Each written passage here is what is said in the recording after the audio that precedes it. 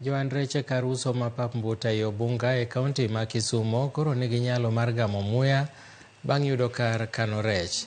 Kar kano rech no ma bende nyalo ting'o tan 10 mar rech ne oyaw gi maneja ma boma no Abala Wanga kendo biro konyo johala e geng'o lal ma gisebedo ka giyudo kuom higni buora kokalo kuom rech makethore.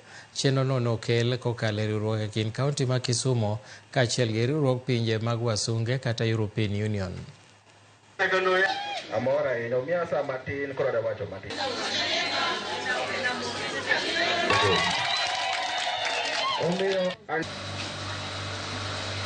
Oyudo ni kae jo mgongo wazi ma Pap Mbuta ka ncha thagre kuma gikane rech ka gikelo mondo kapok gitimo mgongo wazi ncha onge. Koro sani nitie baraf manyalo ting'o kata mana 10 tons of rech ma gidwa loso mgongo wazi. Kendo ka ng'ato jo butchery bende mose wuog ring'o ma Moleo slaughterhouse to giuso ring'o kodgi to pod ginyalo kano ka.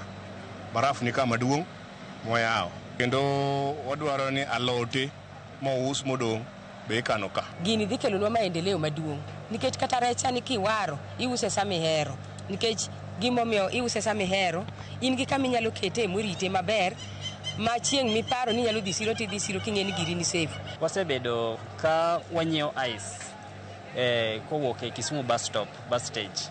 Koro mano wadhi loso kae. Kwayona maduong' ne sirikal gilombnwa joket mwandu mondo obi oyamnwa factory machielo mamoko. This is really about food justice. Food should not go to waste. Food that can be consumed by human beings should not go to waste. So really this is about transforming this city to ensure that we reduce food loss and food waste.